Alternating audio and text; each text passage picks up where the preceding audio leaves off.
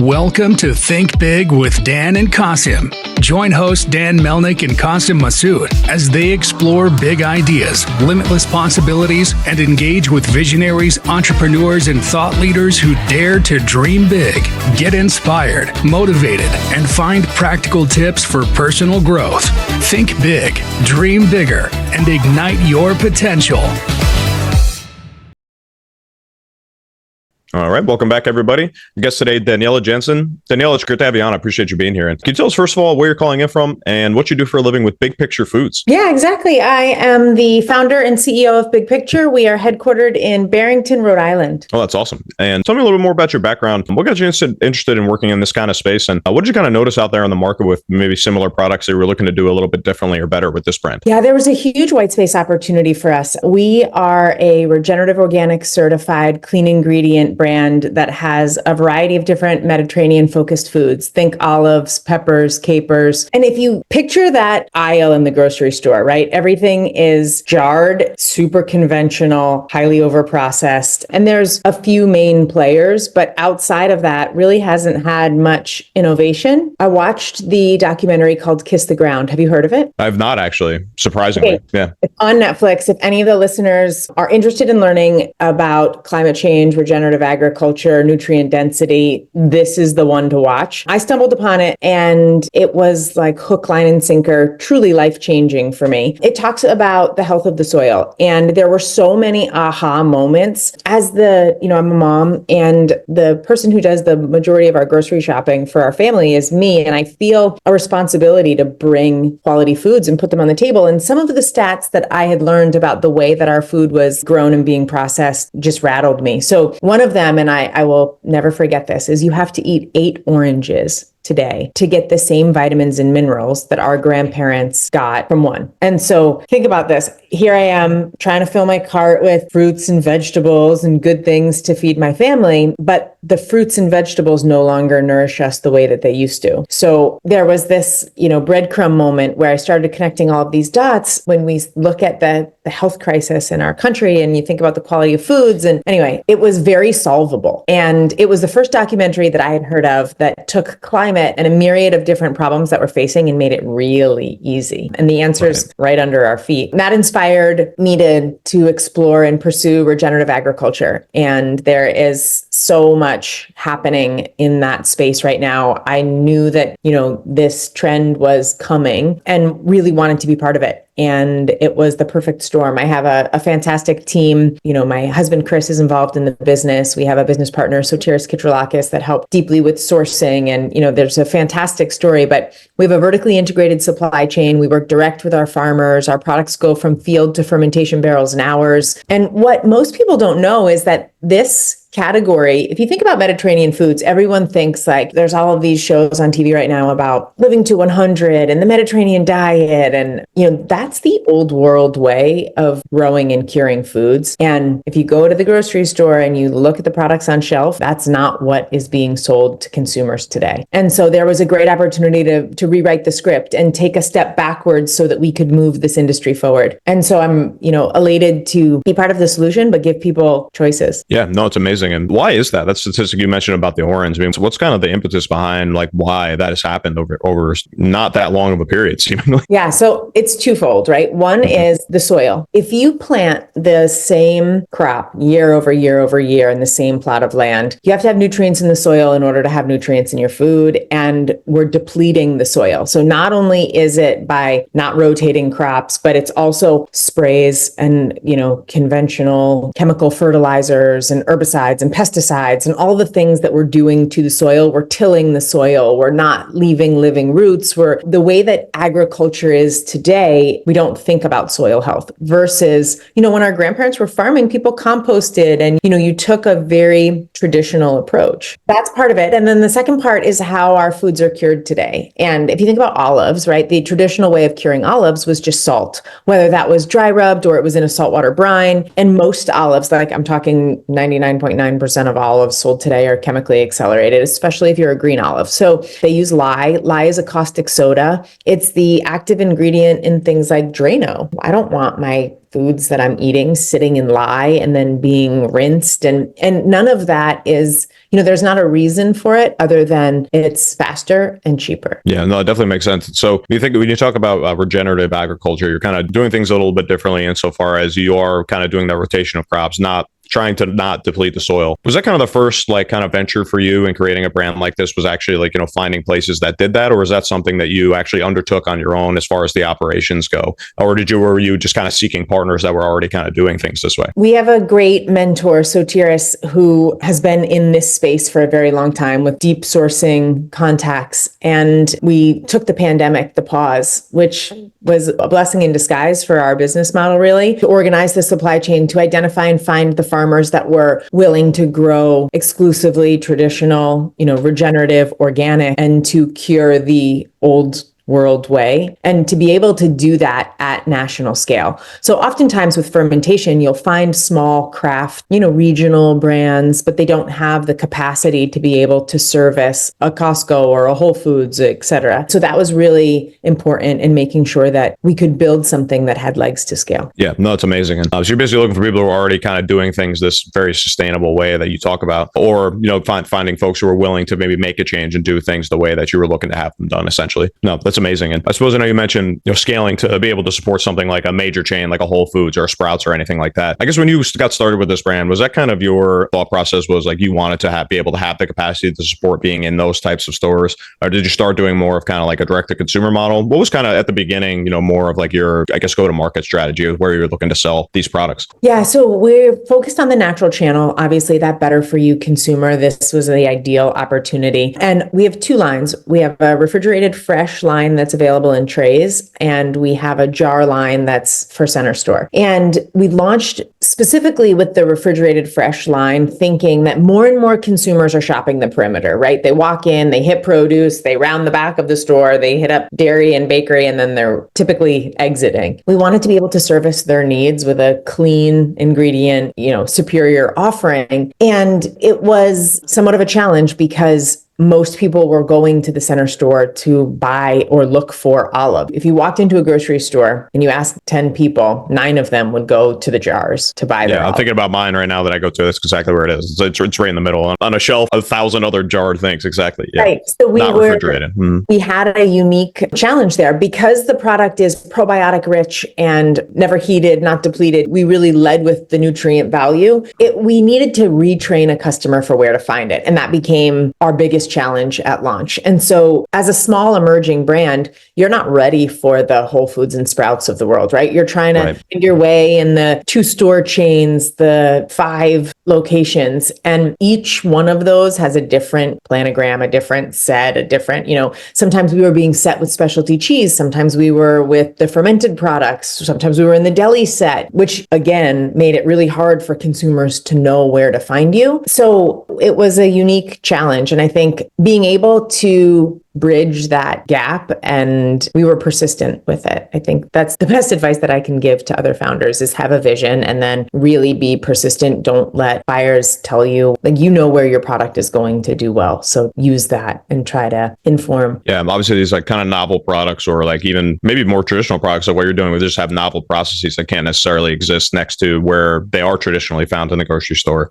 Working with those smaller chains, did you kind of see that as an opportunity to obviously kind of test out where it's performing best in which parts of stores as well? What did you kind of find through those experiences? I mean, where exactly, I guess, when you talk to, the wholesale partners that you work with or the retail partners that you work with now, what do you kind of go and say, as far as a proof of concept goes, or what you found that has worked the best? Where does that kind of exist in the grocery store right now? So data is your best friend. And I think using and leveraging that to tell a cohesive story to buyers is really important. So, when we launched, it was, okay, let's start in these smaller chains. We had a bunch of assumptions. We believed that refrigerated fresh customer would look for it. So we had to test and learn. And it's really smart to do that on the smaller scale. Then once we had proof of concept, if you will, we were able to take that data and tell a very compelling story to the 20 store chains and begin to work your way up. Yeah. So as you've learned all these from working with these smaller chains and even mid-sized chains, 10 to 20 doors. Where do you kind of find like a home for these types of products? I suppose we take one in particular since we've been talking about olives, I think just coincidentally. Where do you kind of find that it performs best? Or is it really just more of a consistency thing more than it is a specific placement thing, you think, for these products, just so people know where to go to find them? It really depends on the retailer. So if the retailer has a very strong cheese set, like a Bristol Farms, for example, they're a key specialty, they skew more gourmet. I think it's probably understanding who the customer base is and aligning the products there versus in Jimbo's, for instance, we're placed in the plant-based vegetarian set because that's a really highly trafficked part of their store. So there's not a one size fits all answer to that, unfortunately. No, it's fair enough. I mean, I think that's actually the most important perspective. I mean, I think everybody's always looking for a kind of a silver bullet, whether it's selling through wholesale and retail or whether you're selling direct to consumer online. I mean, does it really exist? I mean, there's so much nuance in selling CPG and people's taste preferences and dietary restrictions and things like that. So I definitely see that. I think if there is any advice to come out of thinking about placing on store shelves, I think that's exactly it. It's highly variable. It's a case by case basis depending on what the store is and who their customer base is. So which can obviously be a challenge in its own right, especially when you get into those larger stores because the customer base is so much more wide ranging. So I suppose as you look here to 2024, how many doors are you in across right now? Have you been able to penetrate into any of those like really larger chains that we kind of mentioned earlier, whether it's like a Whole Foods or Sprouts or any of those? Yeah, we are nationwide at Sprouts. Awesome. With our center store jarred line. And we are in dual placements. So we have specialty placements on the West Coast in Whole Foods, and the jars are launching nationwide in June. Yeah, that's awesome, man. I guess obviously with something like this that has such a novel process, I think people would probably be interested in to hear like why you're like how the process that you're working with to produce these are different, but also in order for it to stand out, I assume there's some level of consumer education that goes into marketing a product like this. How do you kind of take to that side of things that's so important with the very novel process that you're working with? Yeah, grown right and cured clean is our ethos at Big Picture. What does grown right mean, right? It's regenerative organic certified, and then cured clean, we're using only natural fermentation. We use water, salt, and a splash of organic kosher wine vinegar. That's it. And more consumers today are looking at ingredient labels. And I truly applaud that and trying to understand why is there a need for all of these acids and oils and stabilizers in the product. So for us, securing placements came down to showing the buyer what they had on shelf and then showing the buyer what we were offering. And it truly is a night and day difference. We are the furthest from a Me Too product. So I think that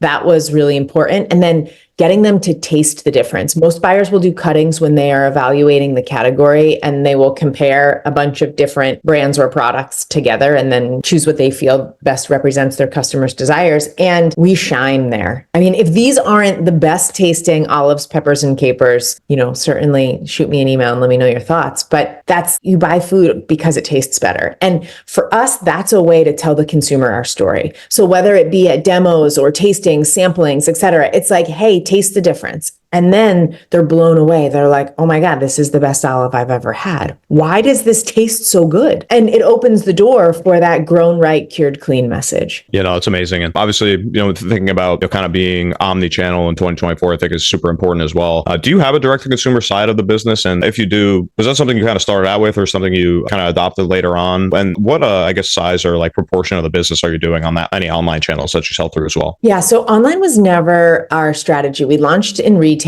to kind of box out and build the brand there. And then when we think about omni-channel, it's not necessarily direct to consumer. Yes, we have a website. We work Shopify, we're selling on Shopify, but because the product is refrigerated fresh and the price points are $5.99, in order to build a bundle and who's really buying 10 different, if we had, a charcuterie board in a box or something like that, I could see that really being successful online. But for us, we were like, we want to be in grocery stores first and foremost. And then when we consider omni-channel, it's food service. It's all of the alternate, whether we have a fantastic partnership with Sweet Green. We sell to them our banana peppers in their Italian chopped salad, or, the variety of hospitals and college cafeterias. And, I think that there's so much space for clean ingredient product that's where we're putting our focus and not so much on the D2C side of things. That said, certainly Amazon is a beast, and that's driving, using shopper marketing, that's driving our retail sales as well. I think it definitely makes sense. And I guess just for like one other vertical, obviously, have you been approached with any kind of like, private labeling or white labeling opportunities with such a novel process, such a unique brand? I've never seen, I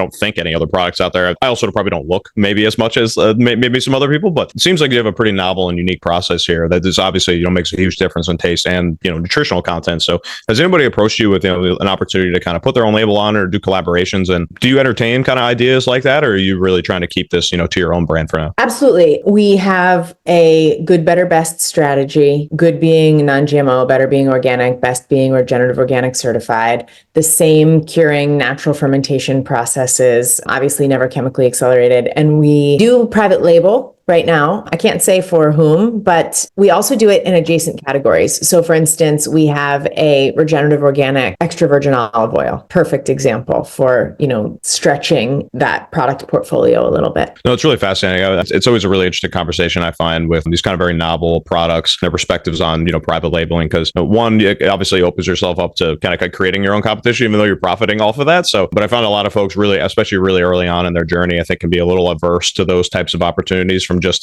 this is my baby. I made this like 3 years ago. I can't be just like giving this out to anybody. So I'm always really interested in hearing people's perspectives on that. So I appreciate that. And Daniela, I know I mentioned right before we started the call here today, one question I always love to ask on the podcast, which is basically, if we can go back to like when you were pre-launch, like just getting ready to, go to market with this for the first time. If you could give yourself any one piece of advice, if you were to start this business again, what do you think that piece of advice would be? Ooh, that's a great question. I think that I would tell myself to go where the data tells you to go and not necessarily like sometimes founders can get their minds made up about something and not stay open to different ideas. And I'll bring that full circle to big picture. I was hell-bent on this being a refrigerated fresh product. Like we wanted to service the perimeter. We wanted to keep this raw probiotic because there were so many benefits that came to that. And we knew all along that we could put the product in jars and we could bring innovation to the center store. The way that we do that is because it is cured so thoroughly and completely using natural fermentation, we're able to use a lower temperature heat for a shorter duration of time.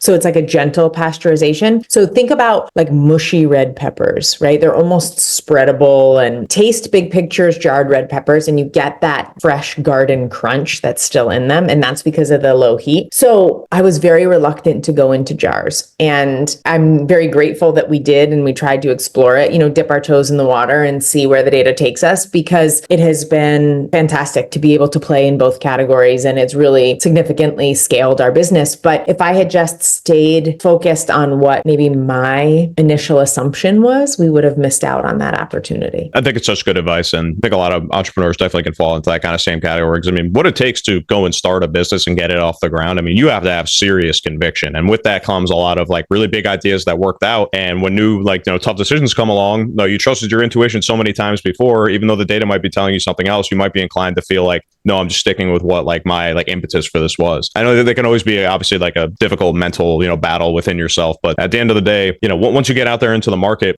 what customers want is more important than like what you want the brand to be. And, where customers can find and how they can really enjoy, what you're selling, and is obviously, a big part of what makes the business successful, not just your own decisions, but the customer's decisions as well. So I think that's really interesting. And although it is, I think, really important to kind of have, conviction in certain things, like high level things. So like your mission, for example, like the way that you're doing things, obviously you're never going to change that under any circumstances. The fact that you are at best level of your good, better, best. I love the way you explain that. I think a lot of folks can fall into that trap of kind of like shoehorning the original idea into a market where like that's maturing and it like no longer makes sense. So I think it's a really important perspective. And a lot of people listen to the podcast or other entrepreneurs kind of in the CPG space. And I think it's a really important thing to understand from somebody who has had success in this space. So I really appreciate you sharing that. And Daniela, I just want to give you an opportunity really quickly to just be able to shout out your website, any social medias people should know about, anybody maybe interested in trying the product, but also maybe reaching out for a potential business partnership with you or anything like that. What's the best way to stay in touch with you all? hello@bigpicturefoods.com. You'll come right into my inbox. Don't hesitate to reach out if I can ever be of support. We are on Instagram, Big Picture Foods. And if any of this sounds interesting, give Kiss the Ground a watch and find on Netflix, you said, right? Sprouts. Yep, on Netflix. Cool. That's amazing. Yeah. Danielle, I just want to say thank you again for coming on. And I just want to wish you the best of luck and continued success in everything you're doing. I think what you're doing is really important. You're doing this kind of education, but also just providing, foods, the old world way that we've kind of, gotten so far away from these days. And I think it's really, really important. So I just want to say thank you again for coming on. And I really look forward to staying in touch as well. Thanks so much, Matt. Thanks, Daniela. Thanks, everybody.